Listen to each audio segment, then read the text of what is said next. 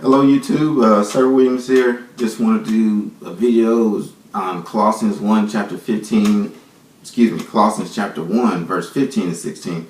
I try to do this as quickly as possible. I try to be to the point as possible. This is a verse that's used commonly to try to show that Jesus is the creator of all things, as in the universe. I want to give my understanding of the verse. So starting with chapter 15, he is the image of the invisible God. Let me start right there. Image of the invisible God. Okay, the image is not the same thing that it is the image of. They're not the same. Right now you're watching an image of me on the video, but you are not literally seeing me. You're not in this room with me seeing me. You are watching an image of me. This is very commonly and easily understood. But for some reason, when we see image here, we want to make that mean he is God. That's not the case. The firstborn of all creation. Okay, I want to come back to that part. I'll come back to that part in a minute. The next verse, verse 16, I want to show you a verse in Luke chapter 12, verse 3. It shows it's a literary concept called encircling. Encircling is when you make a statement, you explain the statement, and then you close the statement by saying what you originally said to start with. Okay, so going to chapter 12, it says, "But I will forewarn you, whom ye shall fear." Okay, now let's start right there. It says, fear him. Fear who? Okay, who are you talking about? Who are we supposed to fear here? Now he's going to explain who it is that you're supposed to fear.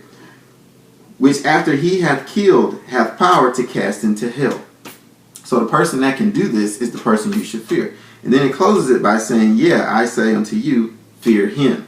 So fear him was the first statement, and fear him was the last part of the statement. What's in the middle is what is the matter of importance. It's explaining what is said at the beginning and the end. That is a literary style of writing called encircling. Okay, the Latins called it inclusio. All right, and it says because the first word of the sentence is included at the end, or because the matter of importance. Or because the importance of the matter, which is thus included between the two words. So what is important is included between the two words or phrases. Okay. The Greeks called it cyclus. I believe I'm pronouncing that right. Maybe not. That comes out of Greek. It says a circle because the repetition concluded what is said, as in a circle. When this figure is used, it marks what is said as being comprised in one complete circle, thus calling our attention to its solemnity, giving completeness of the statement that is made, or to the truth enumerated, thus making and emphasizing its importance. So basically what it's saying is I make a statement, I tell you what this statement is talking about, and then I close it with the same thing I said in the beginning again, and that will make it full circle. You see this exactly in Luke 12:3. All right, fear him who can send you to hell after killing the body. Fear him. So there's an example. All right. Same thing is happening in Colossians chapter 16, and that should definitely explain what he's talking about. So when we go to chapter 16, it says, "For by him all things were created." There's the statement. Now, what is this all things that are created that it is speaking of, okay? "In heaven and on earth, visible and invisible." All right, and that's a parallel to heaven on earth. What's on earth is visible, what's in heaven is invisible, all right?